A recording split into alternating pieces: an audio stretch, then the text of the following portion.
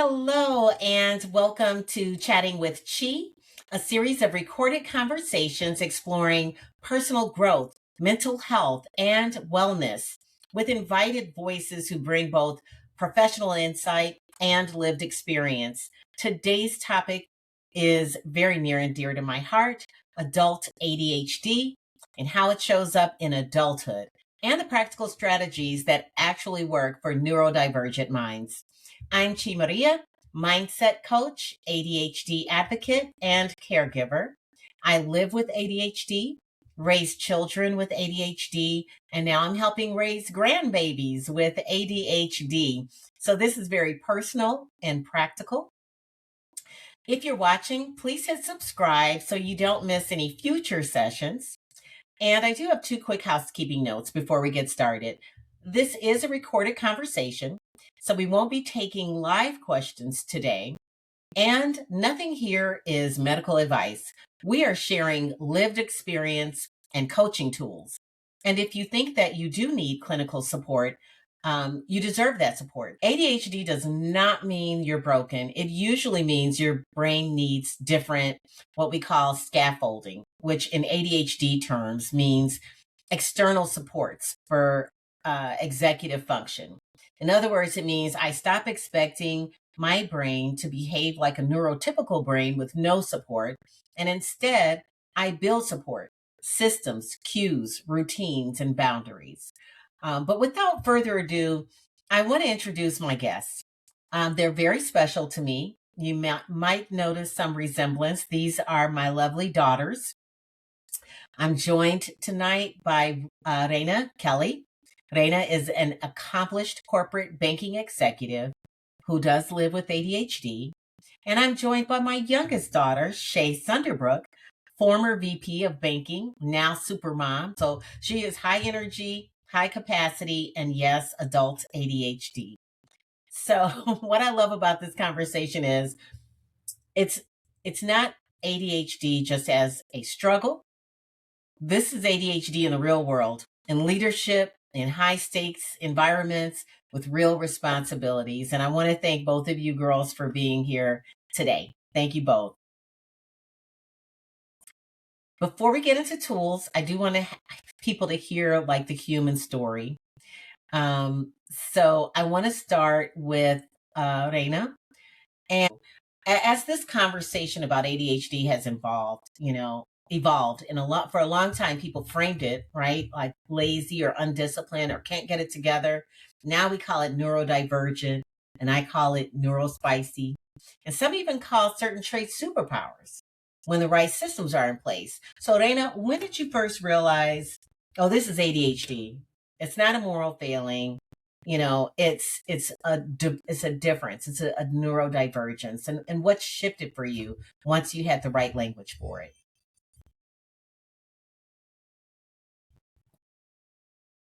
Thank you. I appreciate the introduction. Again, my name is Reina. In regards to your question, I think I was very lucky or unlucky to find out very early in life that I had ADHD. I think I was like in second or third grade when you were told that I was diagnosed, I guess. Even if that's diagnosed, just is somebody let you know that I had ADHD and even recommended medication and such for me. So I've always had the language for it, and I just have always known about it. So I don't have the same circumstance as some people who are older and they find out oh, that's why I procrastinate a lot. Oh, that's why I'm always late to things. I've always known, and I've always had a good understanding as to that. So I don't think anything really shifted for me. Awesome. Awesome. And Shay, when did you realize this is what this really is? And what was Yeah, your language for it? hi. I had a different experience actually because I was not one of the children of yours that a teacher told you I had ADHD. I thought I might based off of just certain behaviors that I had and certain idiosyncrasies that I had, and the fact that it's largely genetic a lot of the time, and that mostly everyone in my family has it.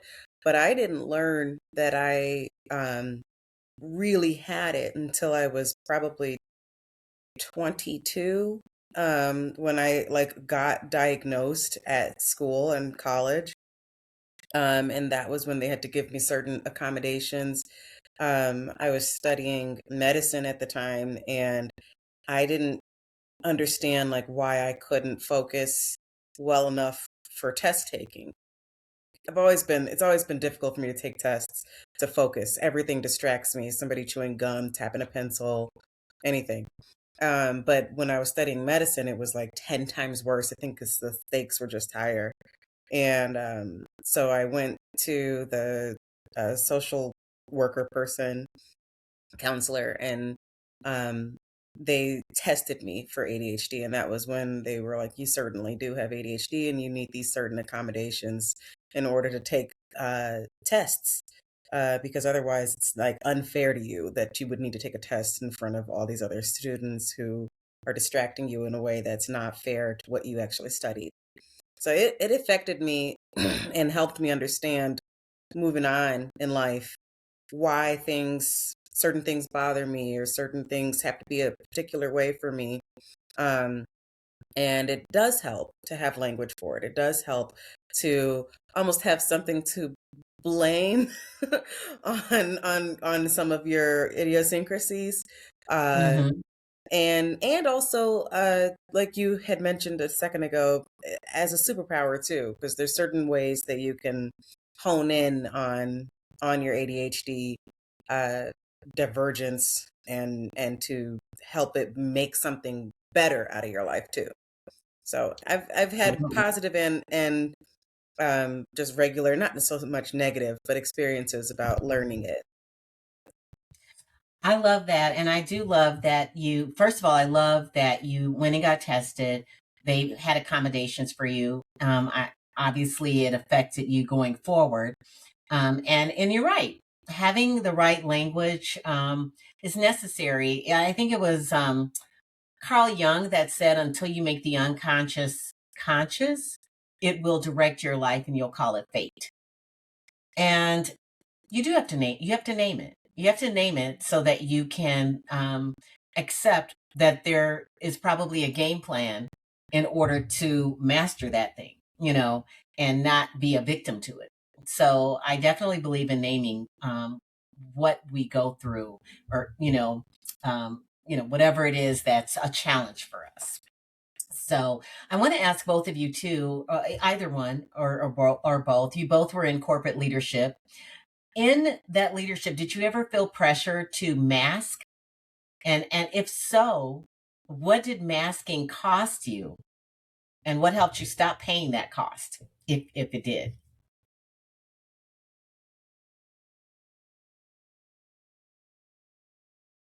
I'll go first. I did not feel pressured to mask it. The only times that I sort of needed to was if I was in an extremely important meeting with like the CEO Mm-hmm. involved. I didn't want to come off as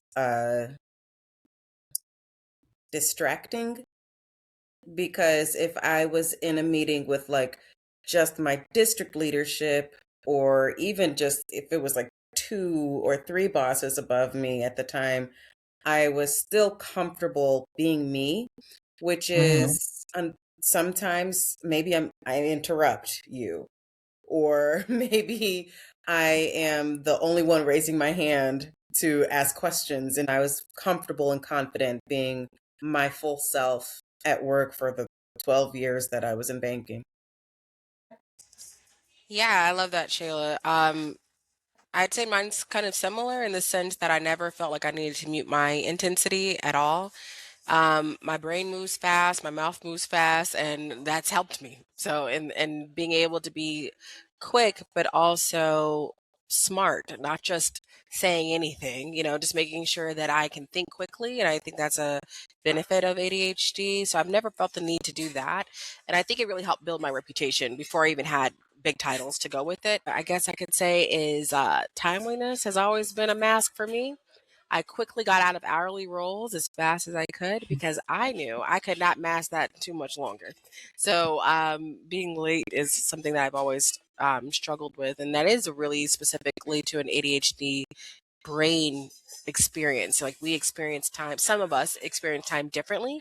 Hyperfocus can steal it.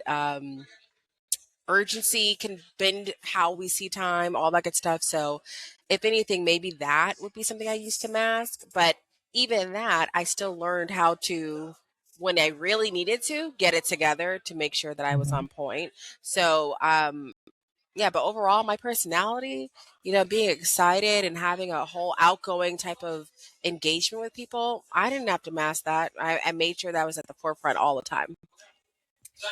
Thank you. Thank you for both of you for those answers. And it brings me to this question. You brought up that timeliness is something that was very difficult for you to mask. But you found like a loop, around it, a system where you stopped your best to have like specific hourly type jobs.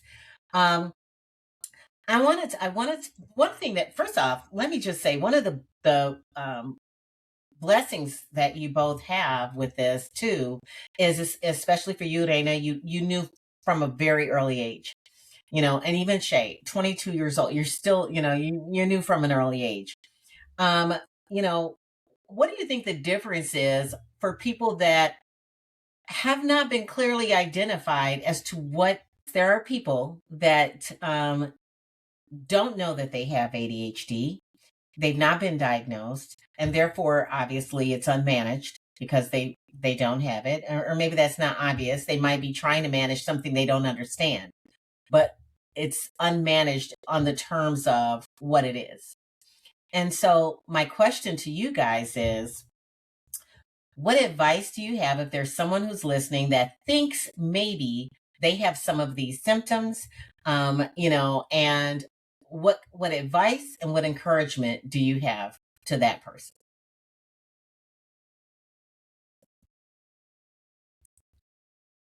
Okay, I'll go first again. uh, so, your first question in this session was having language for this ADHD help us at all?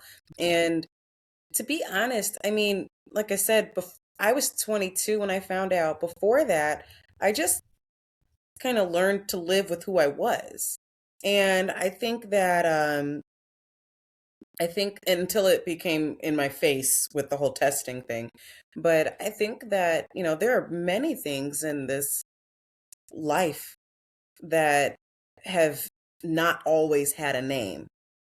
And people just learn to live with it, or they did something that someone later gave a name, like sleep training your kid. Like we call it sleep training. Like it wasn't always called sleep training at some point. Mm-hmm.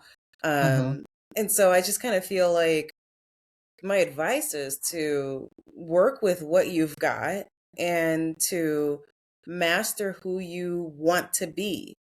And we can do that. I mean, we find ways and techniques that work for ourselves.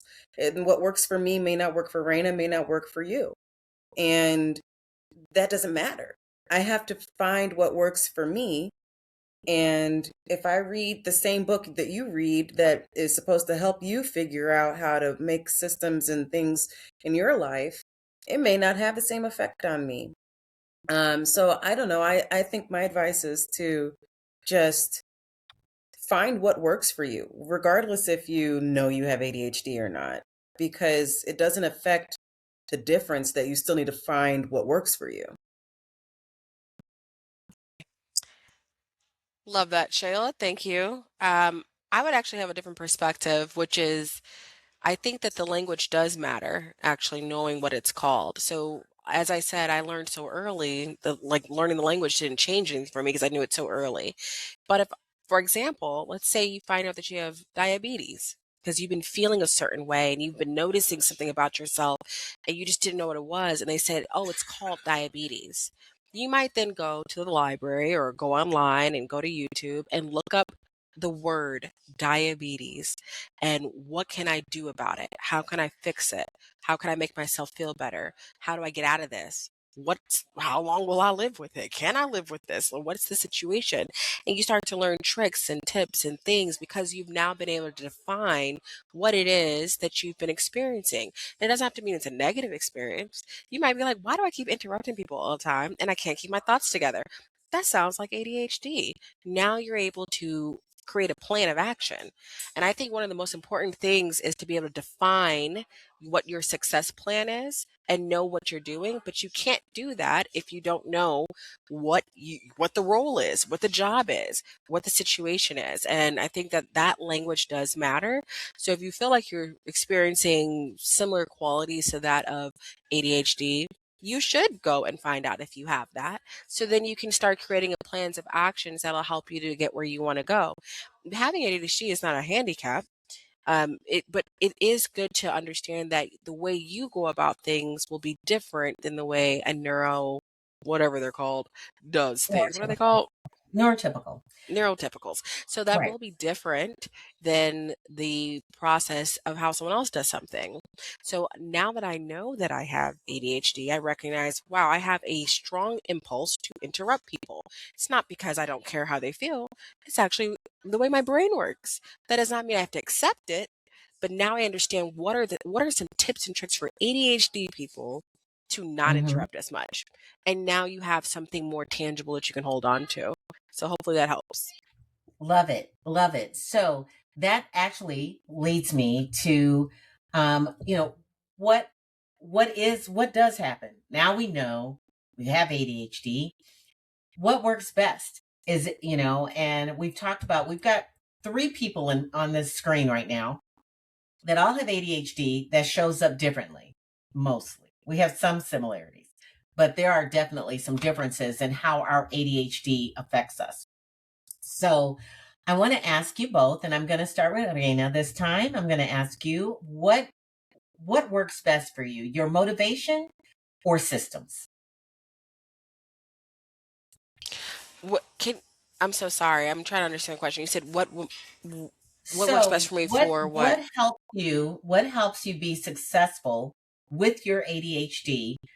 Is it contingent on your motivation, or is it contingent on your systems that you set in place, or is there some combo balance of both? And just talk to me about it.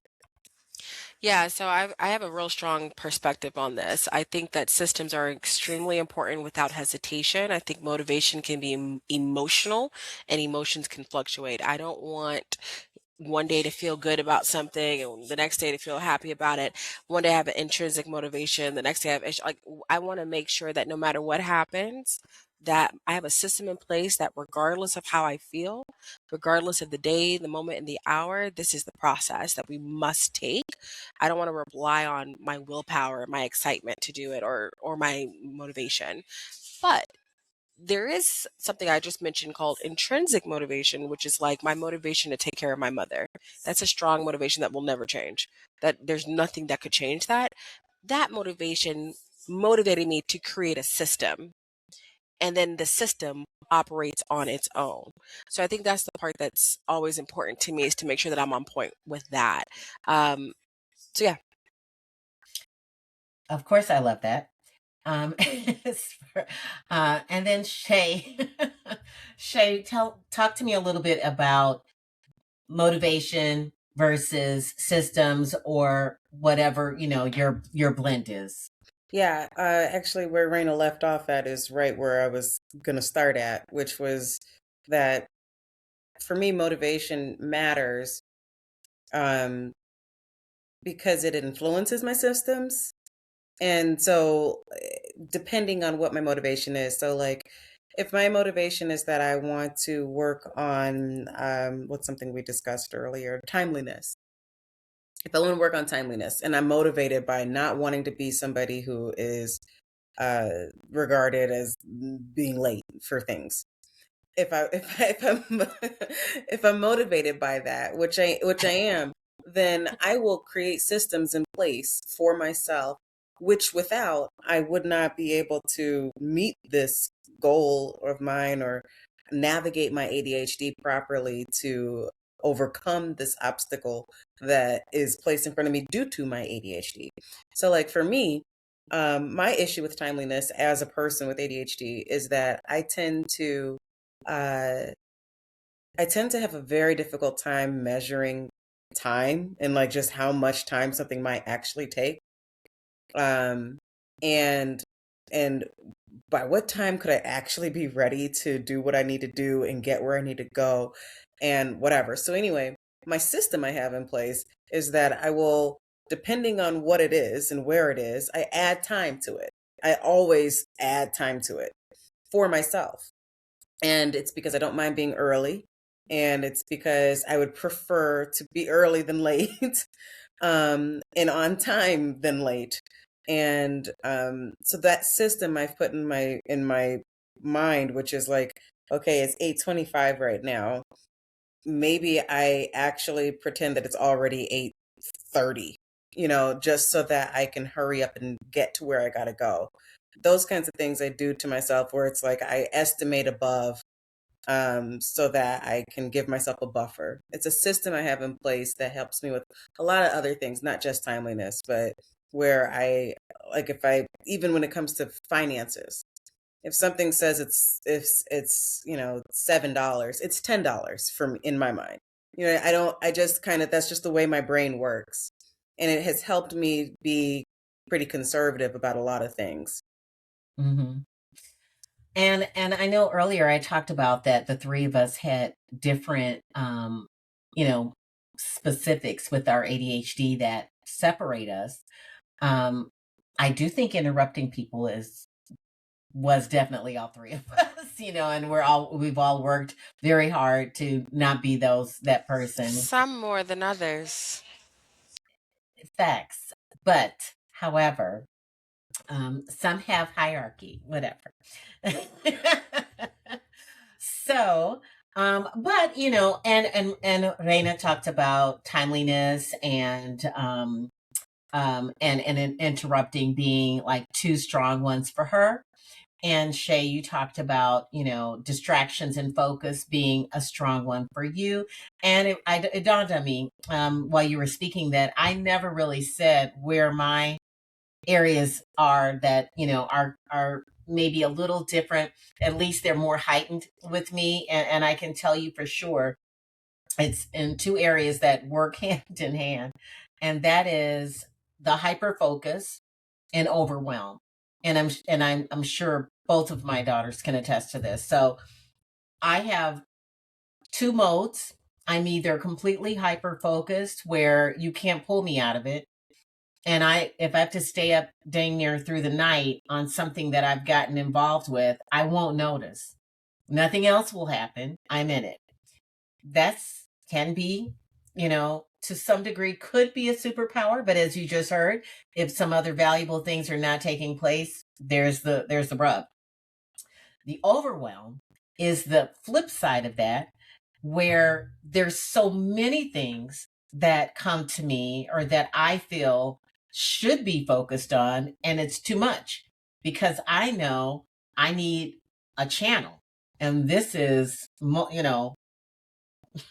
10 highways at the same time, and I need just one. So now I'm overwhelmed and will stop and do none of them because it's just too much.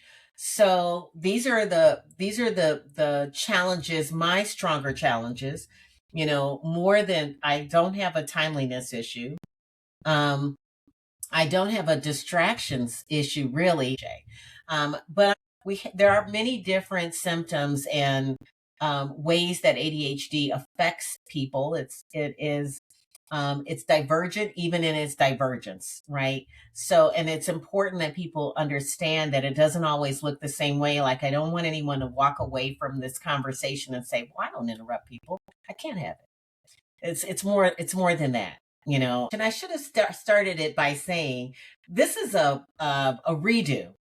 We actually did have this discussion in a very natural flow a week or two ago before we realized that our platform was not the proper platform that we wanted to utilize. And so this is actually a redo. So some information we've discussed before, some is some new responses and even some new questions. I think that you guys spoke to systems. I know Shay did. And Reina, what would you say your number one system is? And then I'm going to give a system that I want to share, but I don't know if you clearly identified a specific system.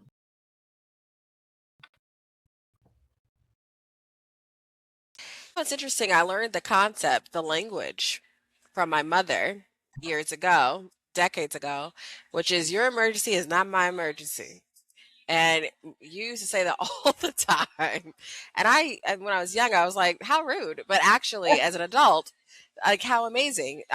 Which is, if someone tries to change up my time or my goals or my plan, that cannot happen. I don't let things happen to me. I also, in fact, am really strong at sending people back to the resources or making sure that they have done everything they need to do before they come to me as a leader. So, for example, if I have an employee come to me like, "Oh, we have this big escalation. What's happening? Everything's happening. Everything's going crazy." Like, okay, did you contact this? Did you do this? Did you try this before you came to me? No, because it's such a okay. Go try that, then come back later because I'm in the middle of doing something, right? And I have to finish this because this is important as well. And learning how to have a step by step process. I taught my team, you control the day does not control you. And that's so important to make sure that you recognize that you're in charge of the day. And what a lot of ADHD people do, including myself before I learned this concept, was that we just, we're going every direction. And some of us thrive like that. I know I can thrive that way, but that's not the way that you can speak. It's not sustainable. It's not consistent. So there's a lot of systems I have in place. One is making sure that I don't let someone emergency become my emergency. I send people back and I delegate. I make sure that the right people are doing the right things. I do not need to be a hero and I do not need to save everyone. So if it's not my job to do, I find the right person and then send it back to them. And those are things that I think have really helped me not only coach and develop others, but it's helped myself to make sure that I can stay consistent with what I'm doing. There's so many other examples and so many things I could share, which I'd love to do maybe in another session just about Mhm. systems, just Yeah. about ways to do things when it comes to leadership, because there's just a lot to that. But I guess that's a couple of different things. I know that you have plenty that have worked for you in corporate leadership. And, obviously, one system that names all the systems is habits, forming certain habits. One of the books that the three of us were inspired the three of us and changed a lot of things, really like matured us in different ways within our ADHD. Was a very famous book, just about everyone knows, by James Clear, Atomic Habits. If you don't know it, you should get to know it. And there's also another book called Tiny Habits, which was actually first, but I don't think as specifically laid out as Atomic Habits. I think it's just a little bit more easier language maybe to follow. But one of the habits that was listed that is my absolute favorite is called environmental design. There's other names for it: choice design, choice architecture, whatever you call it. What it basically means is that you design for yourself what positives you're going to have and what negatives you're going to avoid. So for example, if I have to, think of something right now, but basically there's a habit that you want to form. So you make it attractive, you make it easy, and you make the things that you want to stop ugly and unattractive. So a lot of times with ADHD, because if we have systems in place, it kind of holds us um, in a space that makes our lives easier and makes us more successful. So, for example, I have a habit of doom scrolling. I did. I don't anymore, but I had a habit of doom scrolling. Obviously, this pulls me away. This uses up my time. Now I'm off focus. Now I'm completely in something else that I don't want to be in. So, this really smart person, she's a younger lady, she's my youngest daughter, said to me, delete the apps from your phone. It's very simple. Who knew? It's just that easy. I deleted the apps off my phone. I got my time back. I don't focus that direction. I don't even remember social media anymore. Um, and if anyone's watching that knows I have social media, you can go look at the dates. I have not been on there. I've been a very good person with my habits. But this is called environmental design. So we have now made me doom scrolling very, difficult to do. I would have to, because the only time I did it was at night, truly. So I would have to get up out of my bed and go to a computer and go find out how to log back into this because it's not, I didn't save the password. I don't have it on my phone. It's so unattractive. It's so difficult to get to. I have cleaned this habit, this bad habit out of my system to give me more room to have things be more effective. So that's called environmental design. It's a great system if there are habits that are standing in the way of your success. So, but you're right, Reina. I think having systems is a conversation that we can add into a part 2 or 3. But I really do, just to talk about some helpful ways to succeed in this world called adult ADHD. Um, so that was great. Thanks for like just leading us with that. And then finally, I think I just want to see.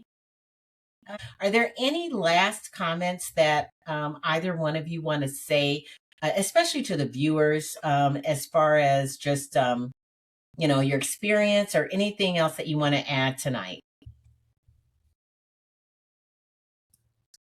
I just remembered from the last recording, and I want to make sure to say it again this time, is a book recommendation that is super helpful for those of us with scattered brains sometimes.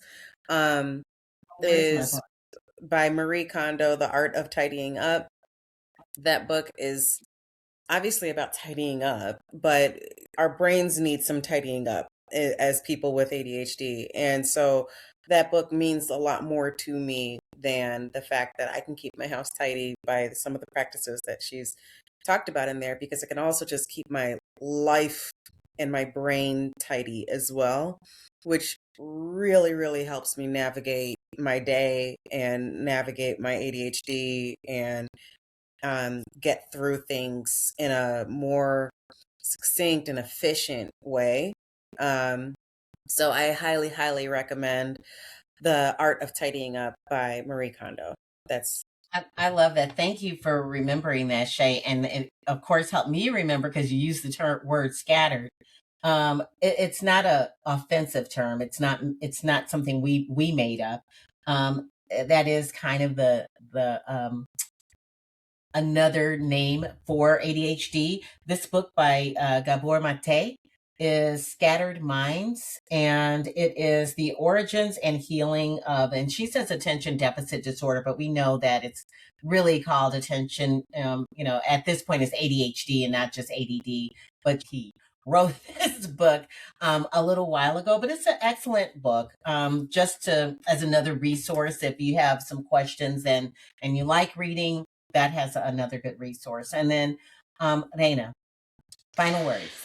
Yeah, I just want, if I was, I know we're going to come back, so I'm not going to say, like, to me, I think that this is an unfinished conversation. So, but what I'll say that kind of correlates with what we talked about, that's, I would say, is one of the most important things, is that ADHD requires intentionality. If you continue to leave Excellent. your life, lead your life with just letting the wind blow you, which is great. You know, we're all free little butterflies. That's like little thing about ADHD. We get to be like, we're just living our lives, you know. That's cool. But the other part of ADHD is that you have crashes. You have Mhm. procrastination stunts. Yes. You have the overwhelm. You have the hyper focus on something that's negative. You have the hyper focus or the want to be a part of something that maybe is even consistent with like substance abuse or negative feelings and such like that. So Mhm. it's Yeah. super important when we talk about the systems and motivations. You're not going to wake up motivated every day, but what you do need to do is make sure that you wake up supported by a life that you have created, that you have engineered, and you've made with intention and purpose. So that's really important to understand that if you take anything from this, everything that's been said is about methods, processes, Mhm. what you can do, because there's some type of thing that all three of us have done to be more intentional about our lives as soon as we learned what we are or what our dynamic is. So if you can just take at least that you must create an intentional day, intentional week, intentional month in life or whatever, um, no matter what happens. So hopefully that's helpful to Oh, whoever that's. is viewing and I, watching. I think that is an amazing way to put that. The intentionality, absolutely. And final comments, just to wrap things up. ADHD is not a character flaw. And I take offense to anyone who thinks that it is, because the goal here, it's not to try harder.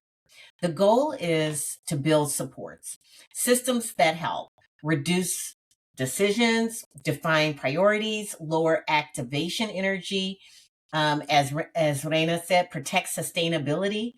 Your body is part of the strategy as well. That is an area that's very near and dear to me. Sleep and restoration, restorative sleep matters. You deserve environments and people that stop shaming your brain, you know, and make sure that your support systems around you understand that, again, this is nothing. There's no shame in this. There's no character issues. You're not suffering from some type of illness. You have a different way of receiving and output. So I just want to thank both of you again, Reina, Shay. Thank you for both being here and for bringing the real. I love it. And I'm very proud. Don't forget, I'm Chi Maria. I'm a certified mindset coach and ICF trained life coach. I offer resilience and ADHD aware coaching and neuroscience grounded wellness coaching for high capacity women navigating high demand seasons, transitions, or next level goals. So we will see you next time. We'll see you actually this Saturday night when we have the session on caregiving or caregiver personas and burnout. So that's going to be a really excellent one with Cynthia and Crystal, who we've had before, and also our therapist, Katie Bombard. Be there. It's going to be great. Thanks, everybody. Have a wonderful night.